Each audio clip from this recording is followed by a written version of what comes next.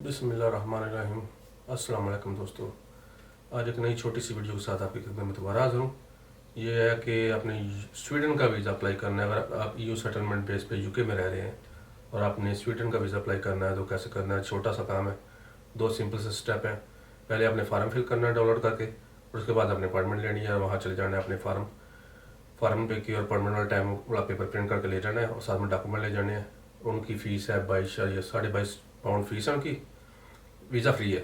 22.5 pound वो courier service की charges हैं, वो आपने जमा कराने हैं और 15 दिन के अंदर आपका वीज़ा लग के आ जाएगा। तो कैसे करने हैं दोस्तों, आपको स्टेप बाय स्टेप बताता हूँ। सबसे पहले हम लिखेंगे स्वीडन वीज़ा यूके। जो सबसे पहले वेबसाइट आएगी उस पर क्लिक करेंगे। इसके अंदर सारी इन्फॉर्मेशन है, आपने कैसे कैसे करना है। ये भी है सब दो ग्लोबल के साइन लिंक पे आपने क्लिक करना है और वो निकल आएगी। यहाँ पे आपने वीज़ा टाइप सेलेक्ट करनी है, कौन सा वीज़ा है, EEA वीज़ा सेलेक्ट करना है हमने।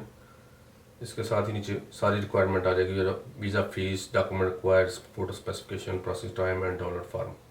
ये सारा कुछ नीचे लिखा हुआ है, आप डिटेल से पढ़ सकते हैं। वीज़ा फीस 22, ये डॉक्यूमेंट रिक्वायर्ड, ये नीचे जाकर आप देखें सारे डॉक्यूमेंट लिखे हुए हैं।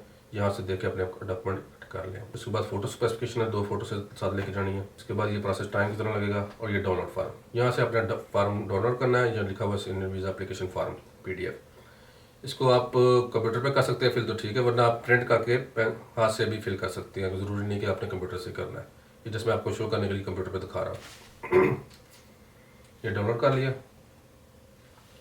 यहाँ पे आपने first name, second name, date of birth, place of birth, country of nationality, current country of birth, ये सारा कुछ आपने लिख लेना है। मेल फीमेल, शादीशुदा हैं, गैर शादीशुदा हैं, जो भी हैं यहाँ पे लिख लें।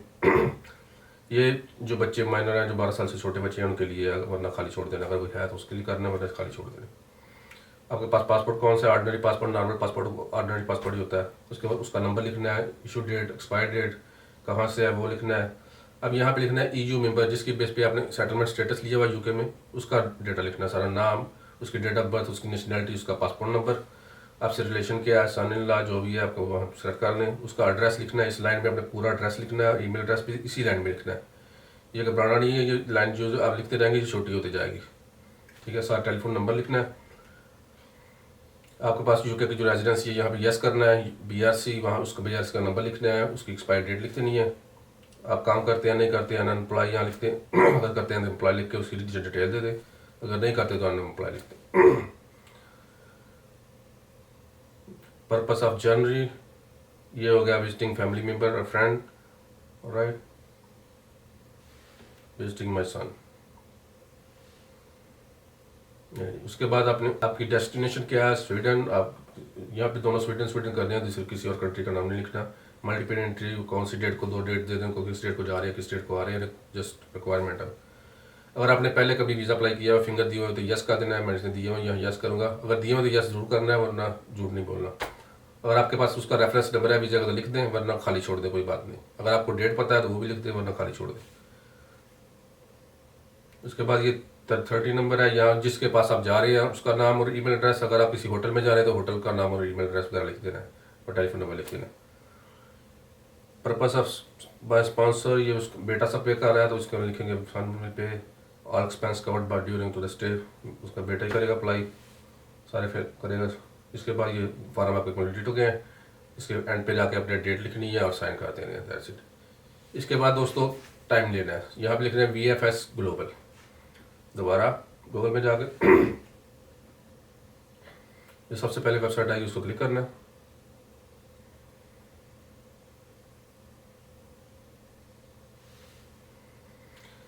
ये जी कौन सी कंट्री से अप्लाई कर रहे हैं और कहाँ जाना है, ये दोनों सेलेक्ट करने हैं। हम यूके से अप्लाई कर रहे हैं, स्वीडन हमने जाना है, take me to the website. ये जो 4 प्रोसेस है, वीज़ा अप्लाई करना है, एप्लीकेशन हमने फिल कर ली है, जब बुक अपॉइंटमेंट करनी है हमने, सेंटर सेलेक्ट करना है। ये चौथा तो ज़रूरी नहीं है।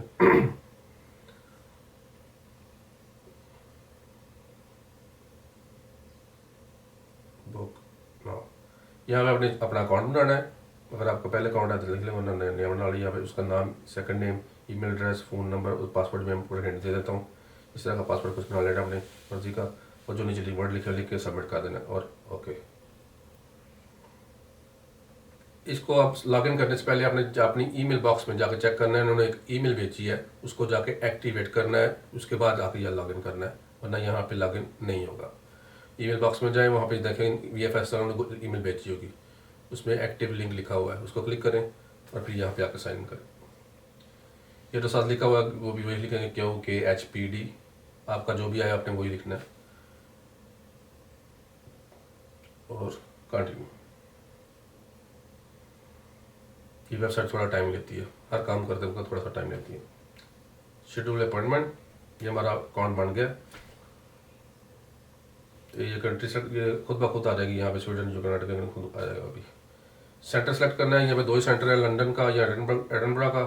मुझे एडनबरा करीब लगता है तो मैं वही लिखूंगा। अपॉइंटमेंट कैटेगरी बिजनेस या टूरिज्म सेलेक्ट करेंगे, क्योंकि हम घूमने जा रहे हैं, हम बिजनेस के लिए जा रहे हैं। देखा ये थोड़ा सा टाइम लेती है वेबसाइट। इसके बाद आप लोगों को फर्स्ट अवेलेबल डेट दिखाएगा, इसके ऊपर आप करेंगे माउस तो फर्स्ट डे। आज मैं कर रहा हूँ, ये नेक्स्ट डे की डेट दिखा रहा है, यानी कि टाइम है, आप जब भी बुक कर सकते हैं, कल का भी टाइम बुक कर सकते हैं। हाँ तुम्हारा ठीक है, जस्ट कंटिन्यू कर दें और उसके बाद ये हमें टाइम वाली जगह पे ले जाएगा। यहाँ पे हमने कस्टमर ऐड करना है, जिसके लिए हमने टाइम लेना है। ये छोटा सा प्रोसेस है। आई एम ह्यूमन, यहाँ पे वर्टिकल रिवर सेलेक्ट करनी है, 3 जोन से भी है, वेरीफाई, और ये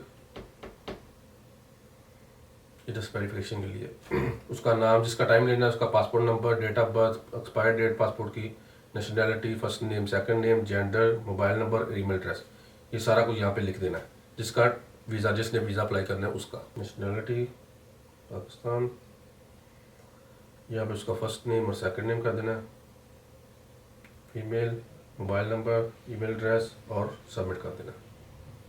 ओके, ये जी आपको वो आ गया, इसको अपॉइंटमेंट लेनी है, इसको बस आप कंटिन्यू कर देंगे और वो टाइम आ गया। हमें ये डेट करनी चाहिए, हम नेक्स्ट मंथ के सेलेक्ट करेंगे, मार्च का। जो भी ग्रीन वाली डेट्स आएंगी वो सब मेरे लिए अवेलेबल है, और उनकी फीस है €22 पाउंड, 22.5 पाउंड। आप जो ही किसी डेट को सिलेक्ट करेंगे, साथ टाइम वाली स्लॉट में निकल आएगी। ये देखिए, यहाँ से आपने टाइम चूज़ करना है, कौन सा टाइम आपको बेहतर सूट करता है, आप सेलेक्ट कर लें। 11 बजे वाला ठीक है, आप अपनी मर्ज़ी से देख लें जो आपको वो ये सब करके कंफर्म कर लें। ओके,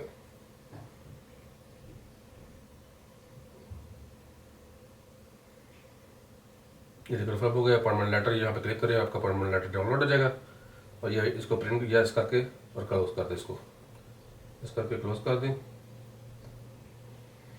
और इस अपॉइंटमेंट लेटर को इसको प्रिंट करना है आपने, और एप्लीकेशन प्रिंट करनी है, और बाकी डॉक्यूमेंट अपने साथ ले जाने हैं। कोशिश करनी है कि सबकी फ़ोटो कापी भी एक साथ लेकर जाए, ओरिजिनल भी और फोटो कापी भी, और 2 तस्वीरें भी, और अपने टाइम पे पहुंच जाए वहाँ पे। इंशाल्लाह 15 दिन के अंदर वीज़ा आपको लग के घर पे आ जाएगा। और मुझे उम्मीद है दोस्तों आपको समझ लग गई होगी। अगर किसी चीज़ की समझ नहीं लगी तो मुझे कमेंट्स में लिखे, मैं आपको ज़रूर जवाब दूंगा इंशाल्लाह। और मुझे दुआ में याद रखिएगा, मेरे चैनल को भी सब्सक्राइब कर दें और वीडियो को लाइक कर दें। फिर एक न्यू वीडियो के साथ।